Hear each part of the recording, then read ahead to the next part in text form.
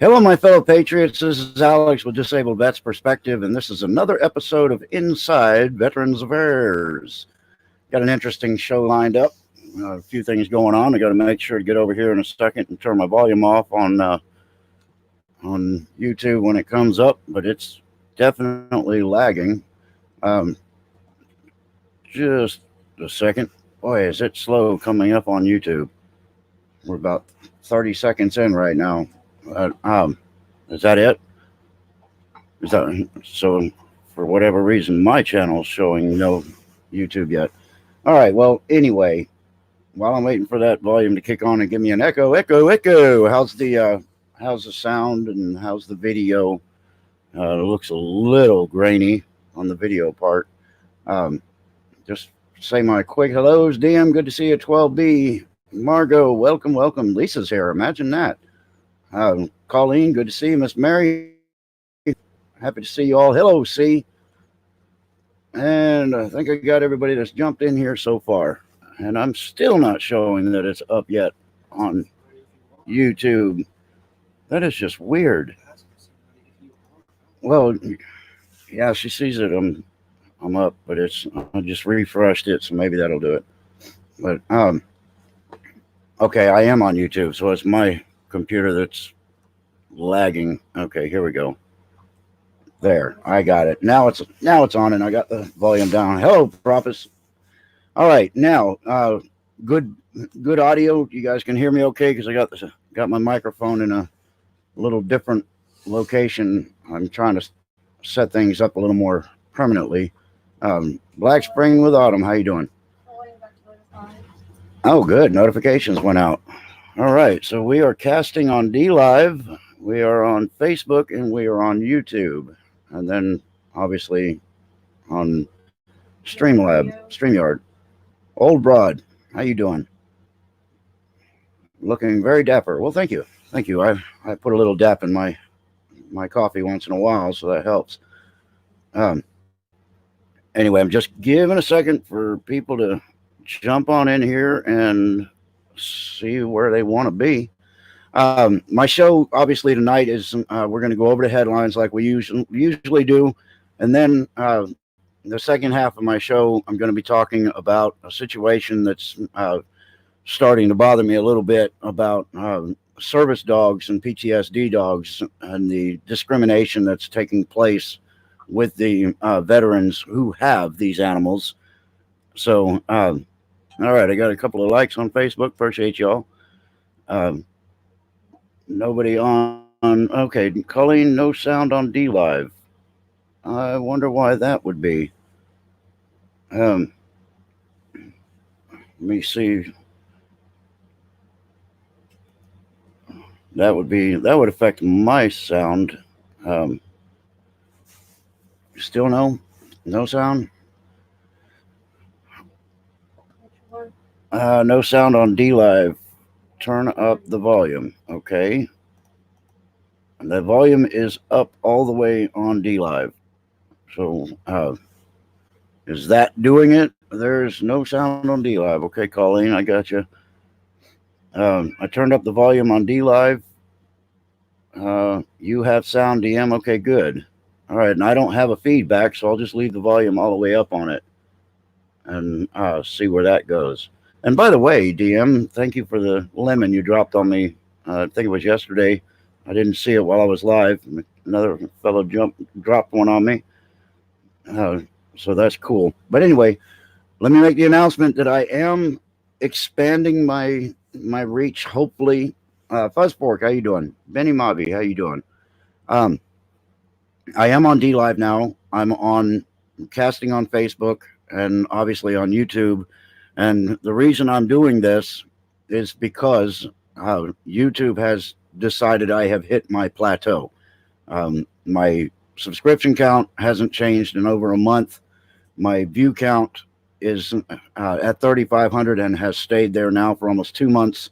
So this is where YouTube is allowing me to be. And I want to reach more veterans out there. I want to reach more active military. I want to reach more of you folks that are hanging out with me that aren't affiliated with military. I want to get the truth out. And The only way I'm going to do it is if I can expand my horizons. So that is what I'm doing. Um, the I've had to increase my spending, which, so what? If you're going to do this, you're going to have to spend a little bit of money. But if you guys want to help me in any way, everything would be appreciated. Never asked for, but always grateful. And I do have my PayPal link, and that's where we'll leave it at that. But Truth Seeker, how you doing? Good to see you. All right, looks like everything is up and going. Let's see. I have sound.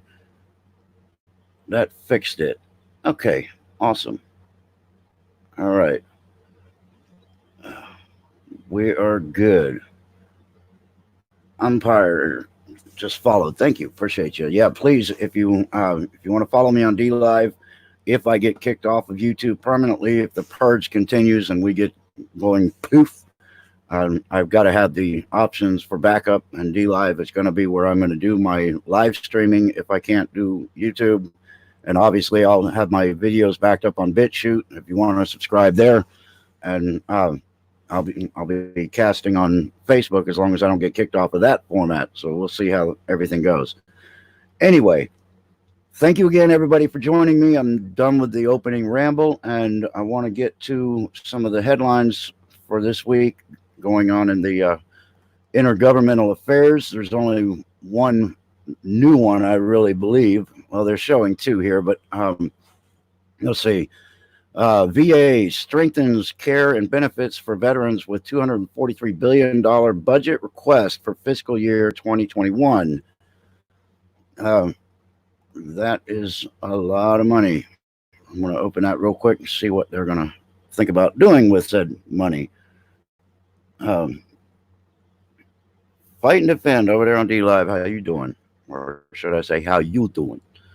All right, so it says here the U.S. Department of Veterans Affairs has a proposed $243.3 billion budget fiscal year for 2021. The 10.2% increase from fiscal year 2020 will allow VA's continued commitment to provide veterans with high-quality health care, timely access, and benefits and services. The budget request will ensure veterans and their families experience health improvements and technological modernization advancements, said VA Secretary Robert Wilkie. The evidence that's evidenced by the increase in budget funds were received that not only increase healthcare services and benefits to veterans, but allow VA to lead the way in forward-thinking innovation. The budget highlights. All right, fiscal year 2021 budget provides robust funding for Secretary's top priorities, and it includes $109.5 billion and increase of $13.5 billion, or 14.1% above 2020, in discretionary funding and resources for healthcare benefits and national cemeteries. Additionally, there is $133.8 billion, an increase of $9 billion, or 7.2% above 2020, in a mandatory funding for benefit programs, specifically compensation and pensions, readjustment benefits, housing, and insurance. So, okay, I'll point out the more money going towards compensation and pensions. So some of these archived requests for ratings are going to start being brought forward. They are still planning on getting those caught up. So we'll see how that goes. I'm trying to keep an eye on my chat and all that kind of stuff at the same time. But let's see. The Mission Act. Beginning June 6, 2019, VA launched its new and improved Veterans Community Care Program, giving veterans a choice about how to best meet their health care needs. More than 5,000, yes, more than 5,000 veterans per week are accessing the new urgent care benefits provided through the Mission Act. The fiscal year 2021 request would provide resources to support expansion of the program of comprehensive assistance for family and eligible veterans seriously injured in the line of duty or before May 7th, 1975. Yeah, I'm actually going to be exposed my first time to this new Mission Act. I am seeing a non-VA affiliated doctor for my gut. So far, I like the place that I'm dealing with. We'll see how everything goes and make sure that I'll keep you posted on if the VA is going to immediately cover it and that kind of thing. So I'm the test subject. We'll see. All right, this one here hits close to home.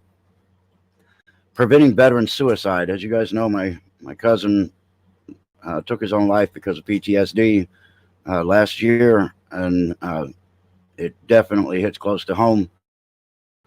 This is something that I pay close attention to, and it's preventing veteran suicide. 10.2 billion or 682 million above 2020 for mental health services, including 313 million for suicide prevention programs, a $76 million increase or 32% over fiscal year 2020.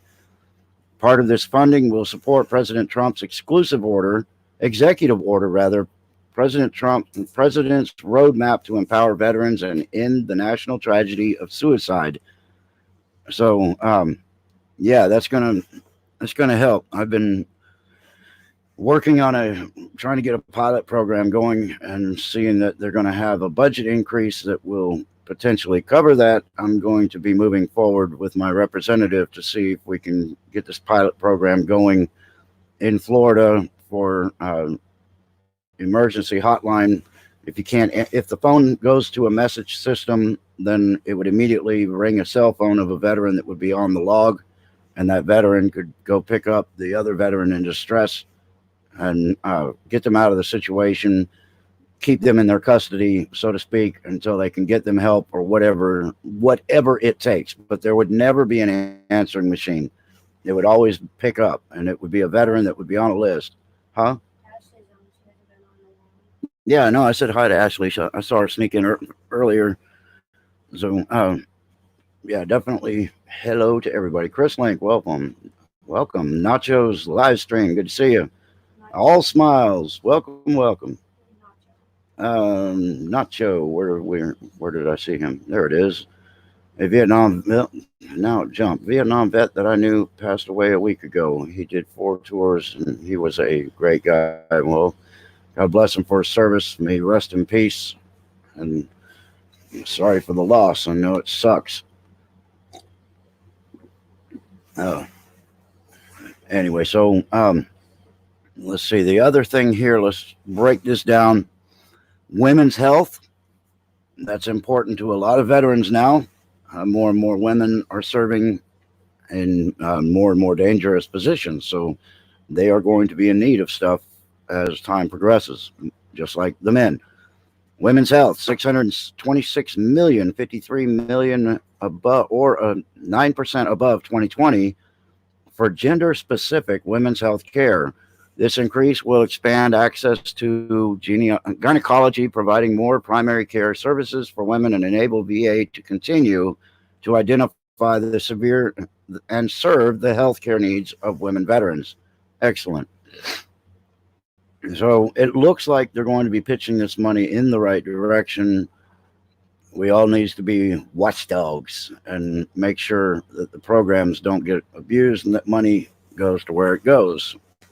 That's something that I will try to stay committed to. Just keep an eye on it, so to speak. All right, the next one here on the intergovernmental affairs, it says VA partners with Verizon, Medivis, and Microsoft to advance healthcare services for veterans.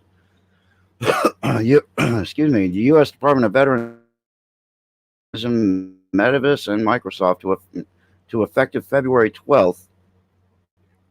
Effective February 12th as part of the U.S. efforts to deliver veterans VAs Veterans VA's first advanced 5G enabled clinical care system at the VA Palo Alto Healthcare System. Yeah, I know, Palo Alto, California, Southern California. So we'll see what that one goes. True Alliance, welcome. Truth Seeker 2020, I said, hey to you. Um, when I'm reading these articles, sometimes my chat gets away from me, but if I haven't waved a hand, you can throw up a hand or a finger, or whichever one you want to do. Drop it like a Scott. How you doing? Good to see you. All right, so do what? Oh, okay. Anyway, so that's the intergovernmental affairs, and that's all of them. Going into military.com, one of the first headlines on the top of the page kind of got my attention. The Air Force wants to retire aging aircraft. It will have to get past Congress first. And the picture that they show on this just happens to be yours and my favorite, the Warthog. Ladies and gentlemen, the Warthog was mothballed once already. And in the Gulf War, they found out that there was a little tiny problem with the aircrafts that they were using in the Gulf War. They fly on fuel that's rated JP4, and JP4 is combustible approximately 140 degrees. It's very volatile. And they were having fireballs when they were filling up planes out in the desert. And the same thing was happening in the M1 Abrams tanks. So they found out that the Warthog didn't mind a little bit of dirtier fuel, so it flew on JP5. So they found out that JP5 isn't nearly as volatile. So they brought these suckers out of mothballs and started using them, and they've been active, before that and ever since. Now they're talking about potentially putting them away again. For some U.S. Air Force leaders, retiring the A-10 Warthog close air support aircraft was a simple decision. Yep, I bet it was last time too. All right. Like many of the services aircraft, the A-10, best known for its iconic Gatling gun designed to shred tanks, I love that sound, was wearing out in 2014 after years of providing cover for ground troops in places like Afghanistan and Iraq. So the service devised a plan to begin phasing it out in 2015. How about continue to build them? You ever heard the old saying, if it ain't broke, don't fix it? Well, this is one that ain't broke. Yeah, I heard about the guy that was suicided. Yeah, that was a whistleblower. You can bet that Wet Works is in full effect right now to get rid of loose ends of people that will testify against the cabal, because then they're getting closed in upon, you could say. Supernatural Faith, how you doing?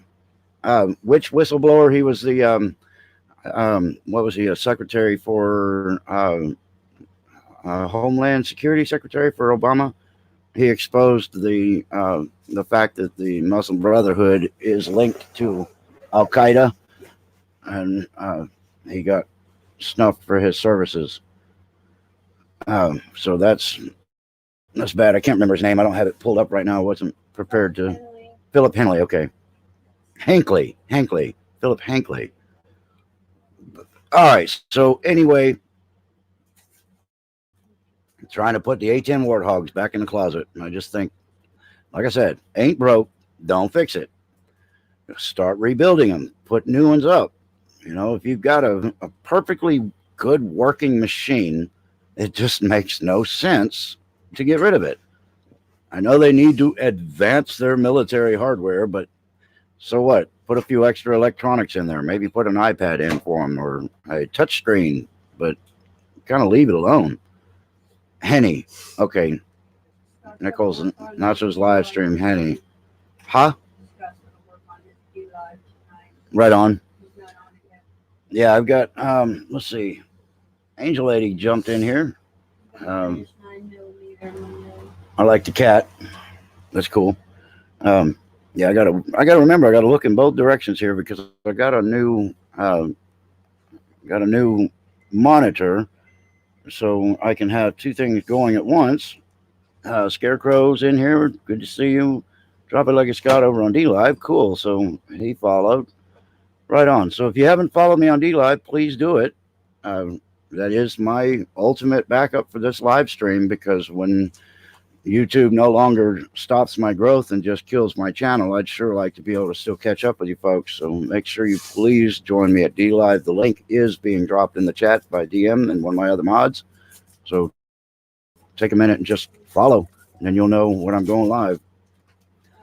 Heard Mike Bloomberg is going to get Hillary Clinton as vice president. Yeah, I don't think we have to worry about Bloomberg too much, except for the fact his whole running for president is nothing but a sham so that he's able to move larger amounts of money around to other campaigns that he's trying to buy.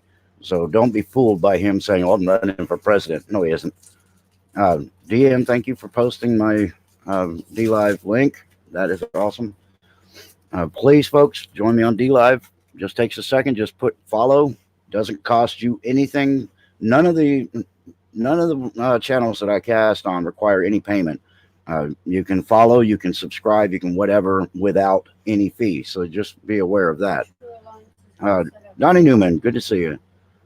Philip is in here too. Hey, how you doing? All right, so let's look here. All right, so this is a article in the same direction as the second half of my show is going to be talking about tonight, but I just thought this is kind of cool.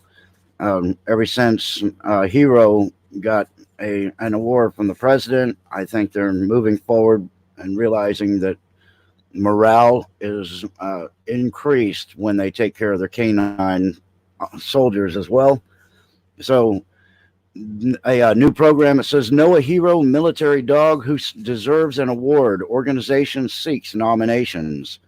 So if you know of a dog in active service, or for that matter, you can probably nominate a dog that is prior service for an award. Let's see. I want to go and find out where this is. It says, have or know a furry four-legged companion worthy of the title hero. It's open nomination time for the annual American Humane Hero Dog Awards since 2011. Americans have cast millions of votes for thousands of dogs competing for the award. American Humane, an organization founded in 1877 to promote the welfare and safety of animals, will accept submissions until March 10th at 3 p.m. Eastern Time. While there are 7 categories, including service and law enforcement dogs, American Humane encourages the submission of military dogs. Excuse me.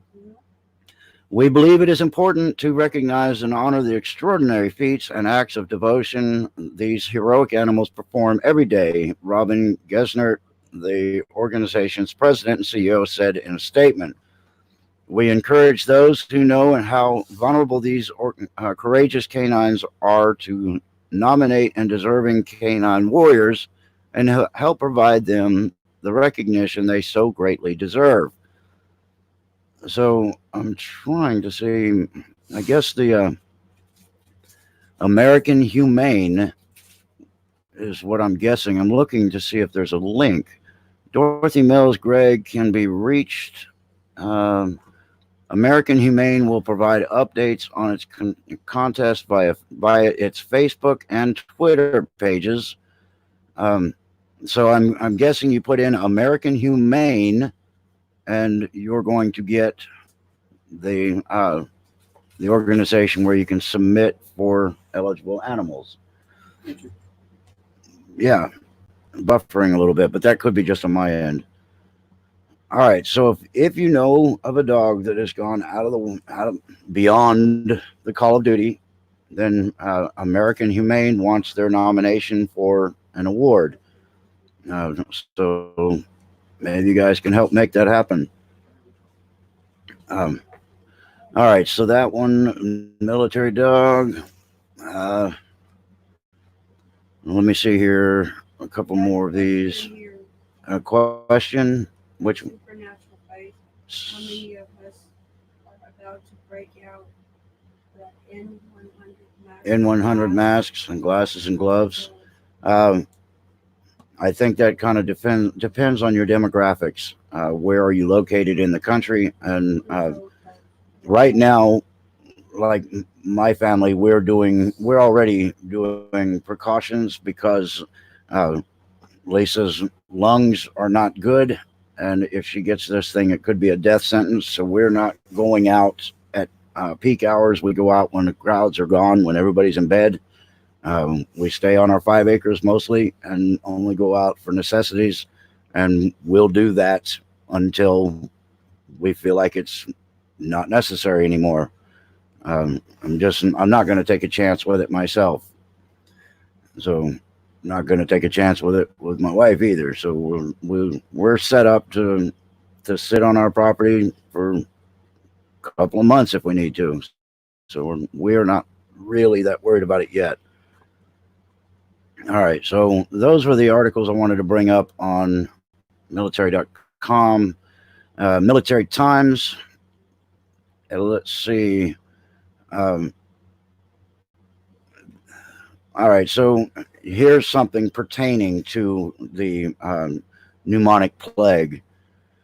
U.S. Forces, Korea DoD Education says schools to remain closed this week as South Korea takes unprecedented steps to fight the virus.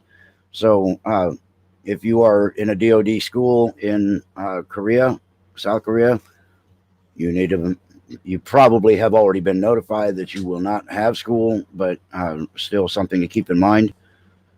I imagine right now they're saying for a week.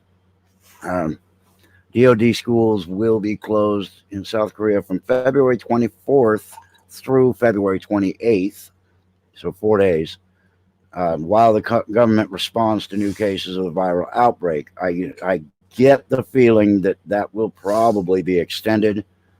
We'll just have to wait and see what it is. The most dangerous place is going to the hospital. You got that right. That's absolutely correct. At any time, that's a dangerous place, especially if you already have ailments. So, you want to be really careful. All right, let's see here. Top Marine says intimidate execution items include more gender integrated, smarter grunts and changes to parental leave for adoptive same-sex parents. I'm gonna leave that one there. That'll be, you guys make up your own mind on what that's about. The gender integration into the grunts. Not gonna open that one. All right. So, will military children get higher priority in child development centers? It's an interesting question. Let's open that up and see what the answer might be. Here's the reason I'm thinking this. When you're in the military, like me, I was in 3 different schools in 2 years. It's very hard as a military child to keep up in education. So if this program is actually designed to help with that, then I'm all for it. A new policy prioritizes military kids in child development centers on installations is expected to be issued soon by defense officials, said Defense Secretary Mark Esper. Esper didn't elaborate on the new policy, which he mentioned during remarks to troops and families Thursday at the U.S. Strategic Command of Offutt Air Base. I think that's Offutt Air Base.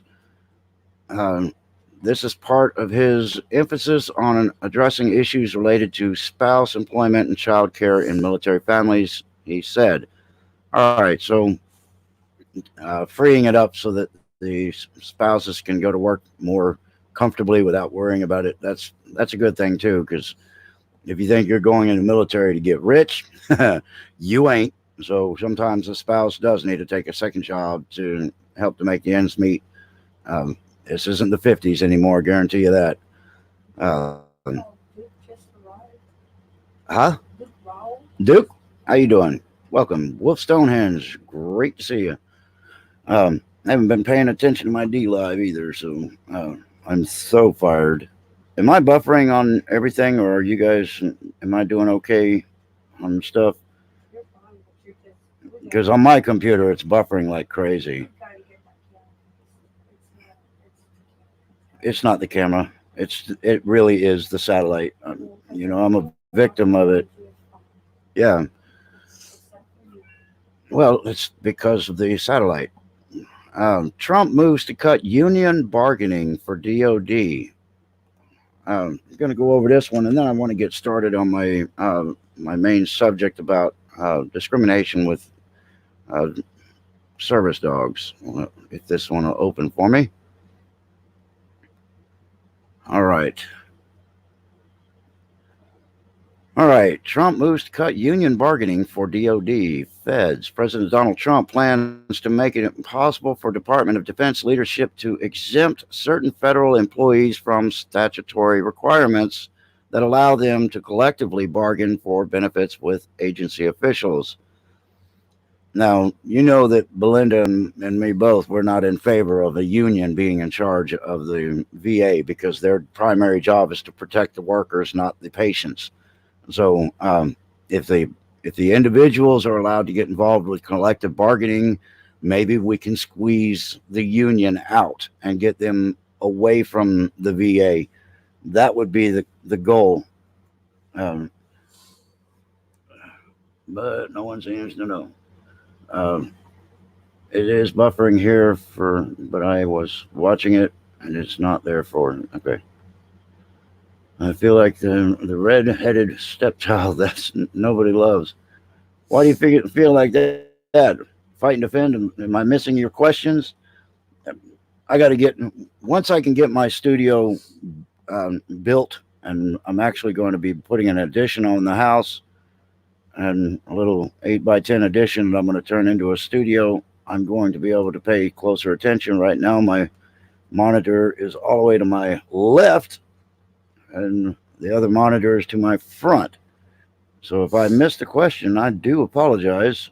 I got the wife monitoring my YouTube, but it's hard to catch all three with it not in front of me. But if you popped a question at me and I missed it, I'm sorry. I'm soon. Squash Mod Live. Later, guys. See you later, brother. Appreciate you being here. All right. So anyway, so let's try to get rid of the unions that are involved with the VA, and we'll call it quits at that. All right. So here we are with the subject of the evening.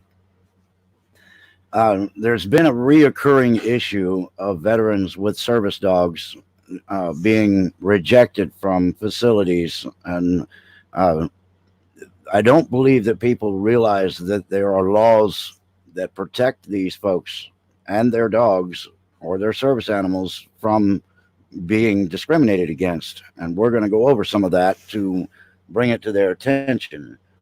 The more I use the live, let's see something. Where you at? I have a feeling the more I use D Live, the more that I would like it more than ScrewTube. Yeah, well, it takes a minute to figure out, but yeah, I think it'll be better. All right, so here we are. This is a story that my wife found on Facebook, and it kind of bothered me. It says disabled veteran gets ultimatum, get rid of his PTSD support dog or get evicted. Many war veterans experience difficulties getting used to the life they had in their home. Currently, sadly, some of them suffer from post-traumatic stress disorder, PTSD, and need the help of a service dog to cope with the state of depression they find themselves trapped in. Now, a little misleading.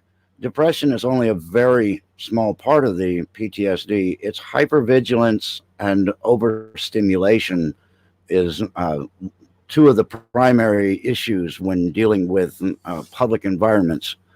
And the dogs can recognize when you are getting amped up, and they'll get your attention. They'll distract you. They'll rub against you. They'll stand up on you, lick your face, do whatever.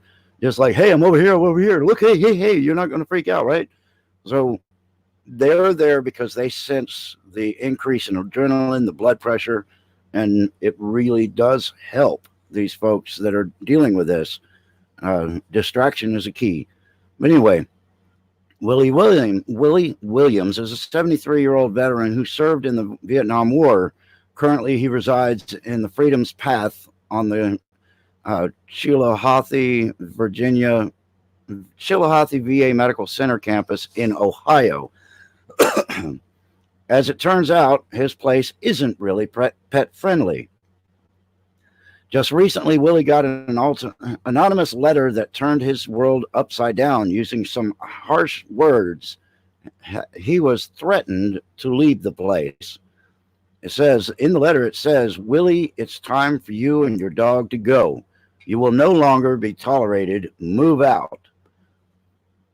So, but it didn't stop there. Shortly after, the campus authorities sent him an official letter asking for him to choose between his service dog, Diamond, or his apartment.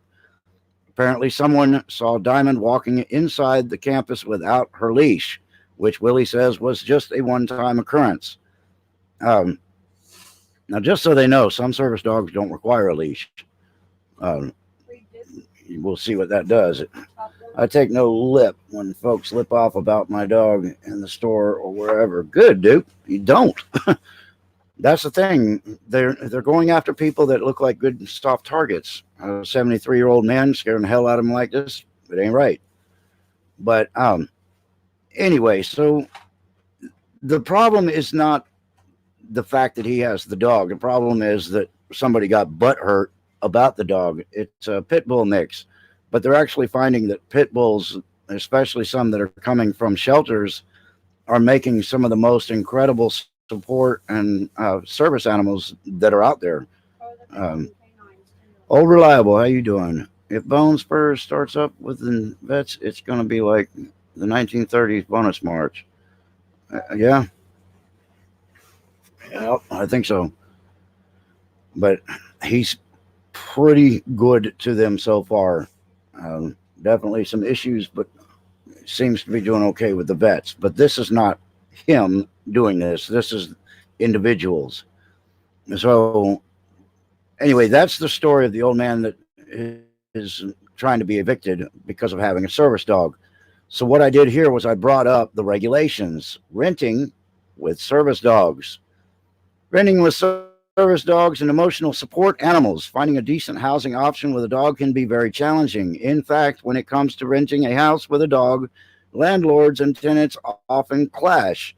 Landlords across the country are hesitant to rent to tenants with dogs, citing a variety of reasons, such as damage to their property and barking. Fortunately, with registered service dogs or emotional support animals, you can bypass many of their hurdles and not face discrimination in rental process. Let me zoom this in a little more. Renting with a service dog. One of the legal rights people with service dogs have is to go everywhere with their dog and live in housing even when pets and or specific dog breeds are not allowed. This law governing this right is the Fair Housing Amendment Act, FHAA, which provides the protection to individuals with service dogs who are seeking housing. For landlords, it is essential to learn about the different types of service animals and the policies they must follow before renting their properties. Denying a tenant with a service animal or ESA is not compliant with the law against discrimination. I see you blinking over here. I like all the little thumbnails on that. Appreciate you guys.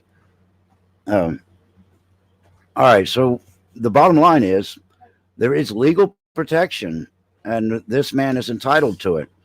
So somebody needs to step in and inform that housing development that it doesn't matter if their butt hurt or if their panties are in a wad or whatever they've got going on.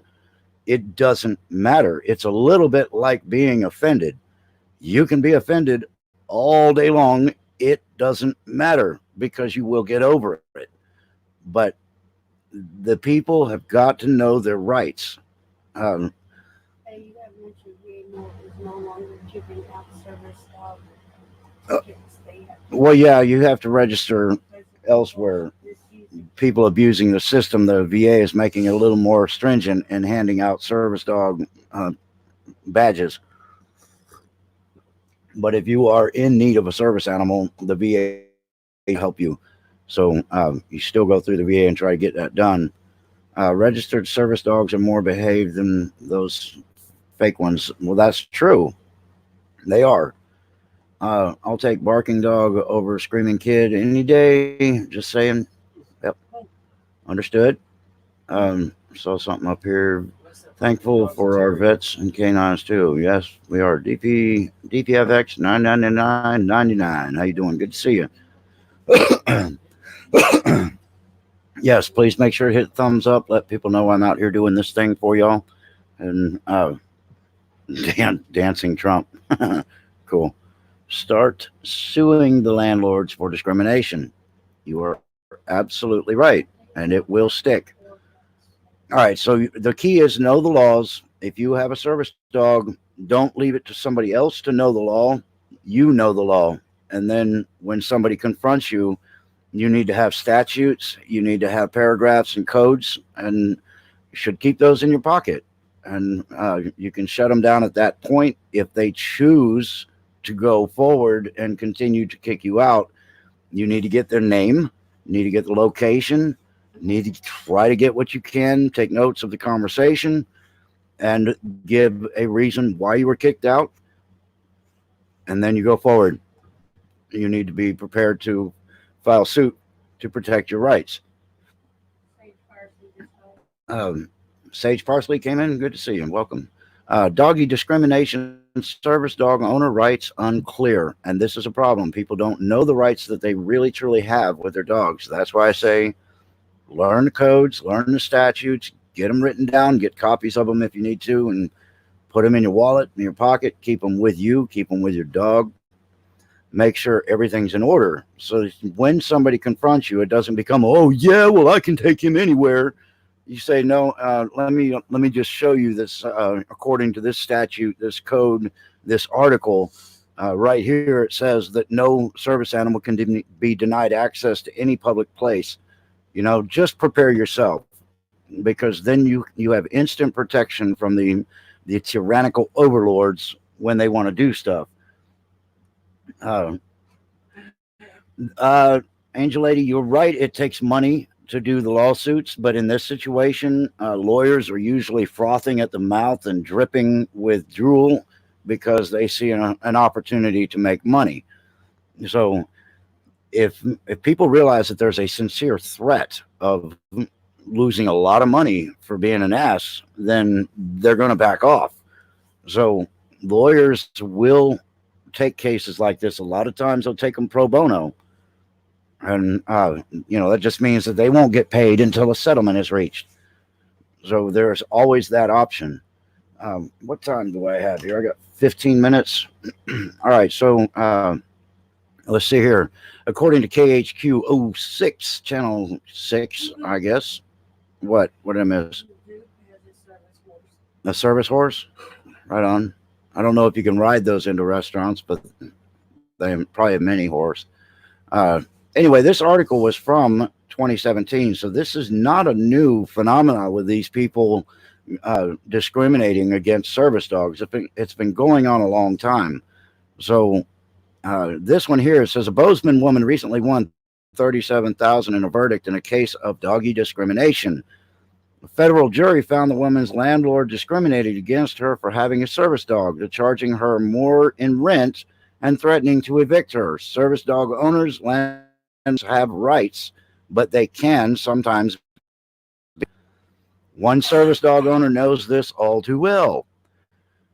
With his wagging tail and wet kisses, you may just see a pet, but service dog Grizz is much more than his owner's pet.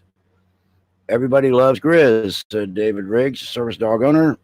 David trains David trains service dogs for veterans and autistic children. He knows firsthand the benefits. In 1984, I experienced a spinal injury due to the gunshot wound, and I was shot point blank with a 38 caliber, said Riggs.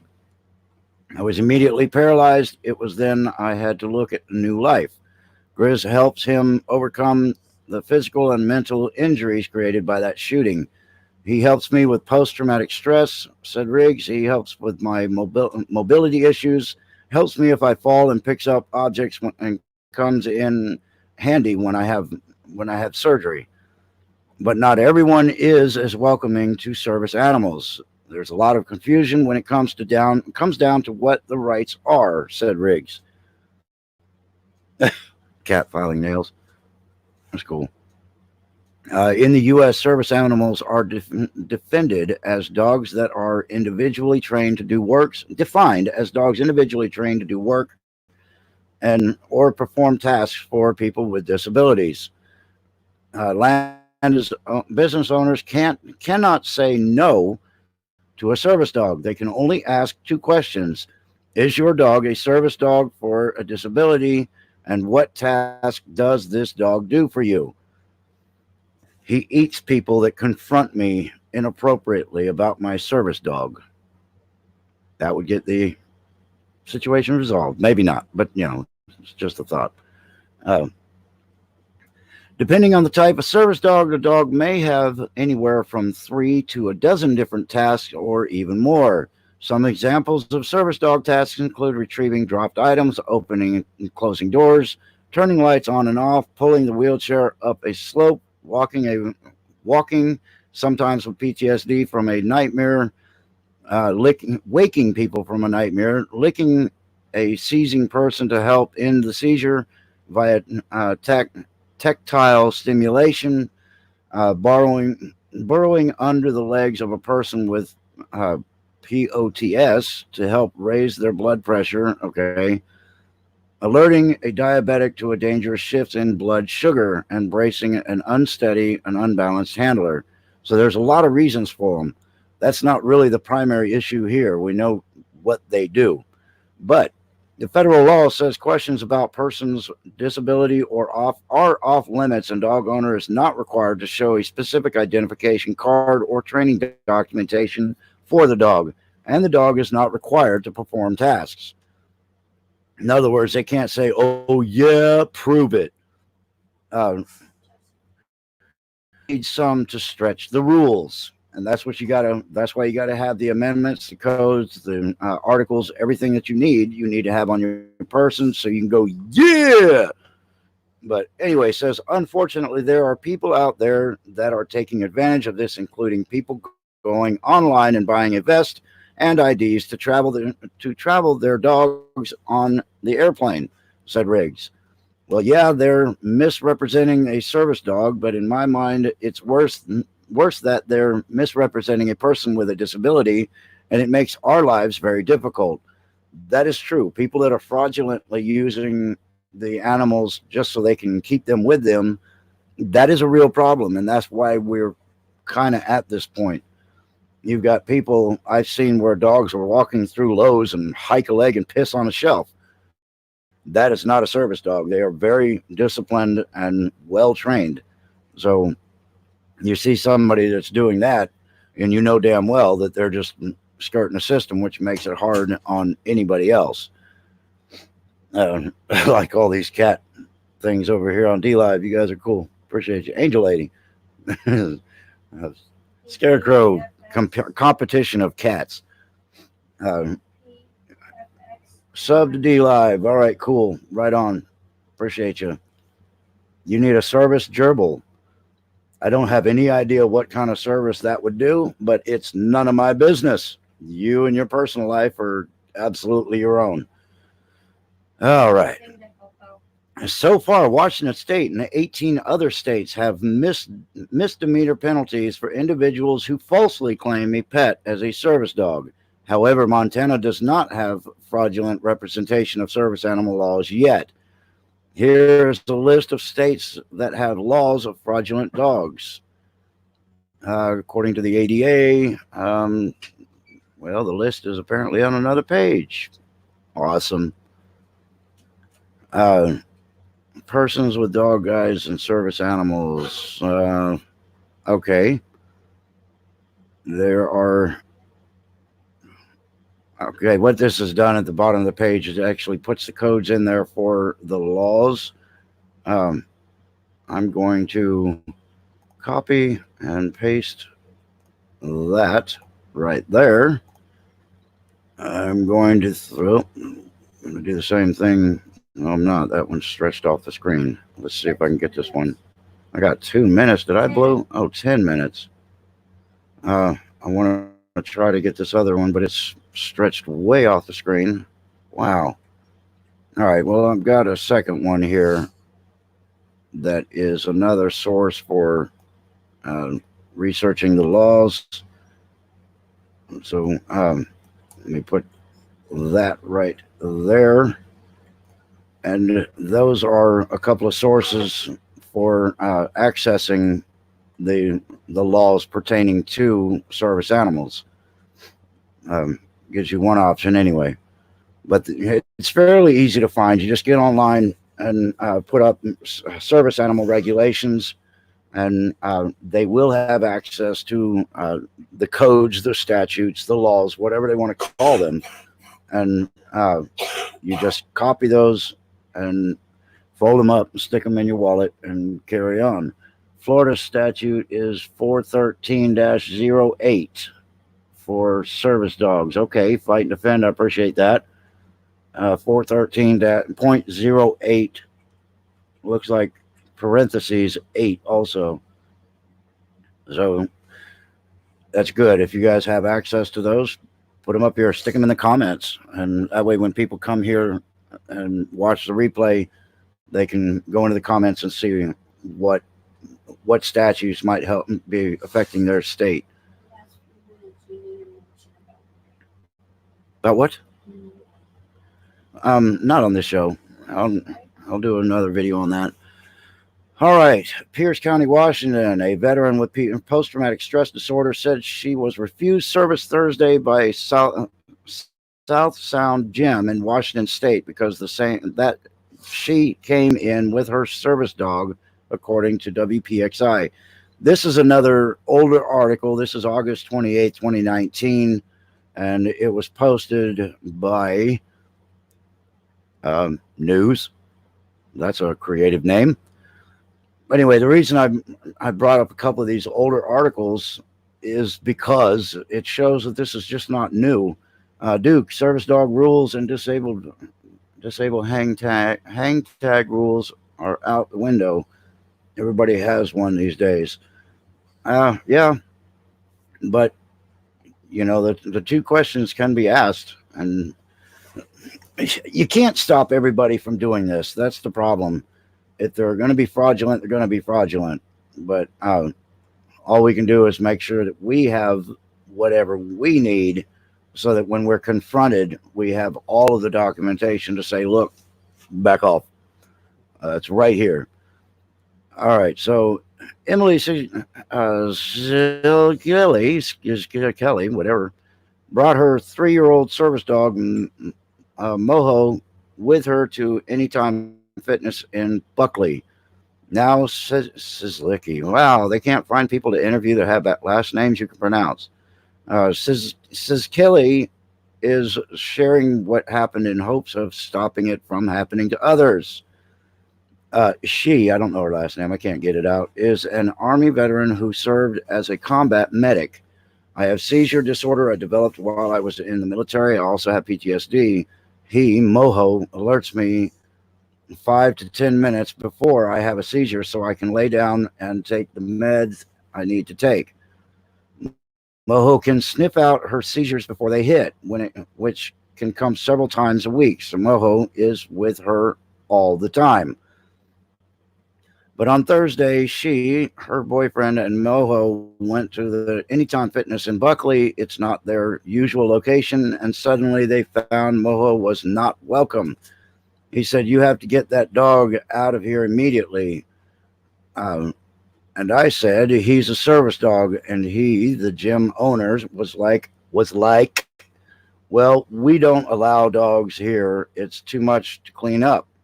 And I said, well, sir, legally you have to. He's a service dog, and he slammed the door in my face.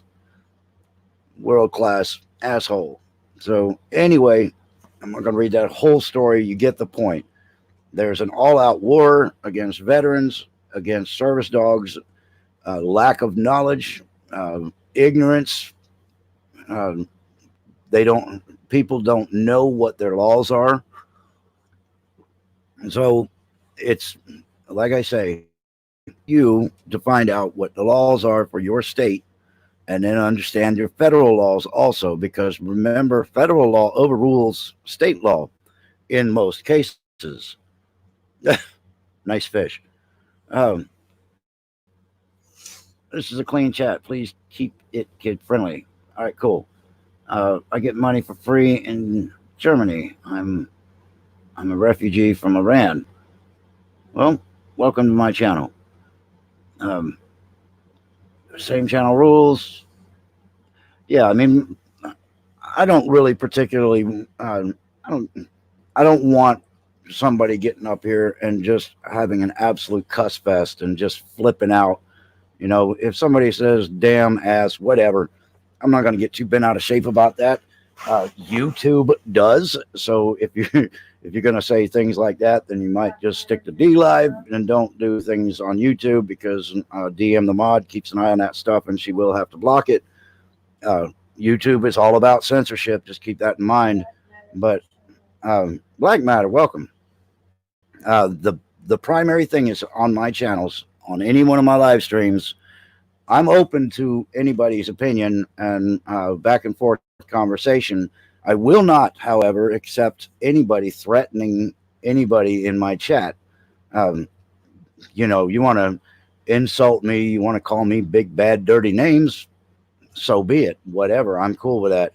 But that's really my only rule in my chat, is do not come in here threatening people. And I know 99% of you will come in here for a good time, and I appreciate every single one of you, but once in a while we'll get a troll in there. But Sam, good to see you. So anyway, that's pretty much my rule. Try to keep it clean, and definitely if somebody comes in here threatening somebody else, then they need to be dumped most haste and Ricky tape.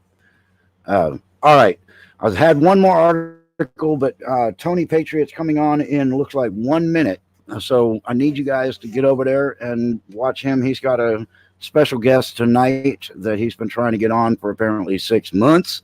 I don't want to step on any of that time frame for him. His toes are important to me. So Robert DeLong, welcome. So anyway, thank you everybody for joining me. Thank you, mods. You guys rock the house. Appreciate everybody on D Live, Facebook. Thanks for giving me your time. And until next time, y'all, stay in the fight.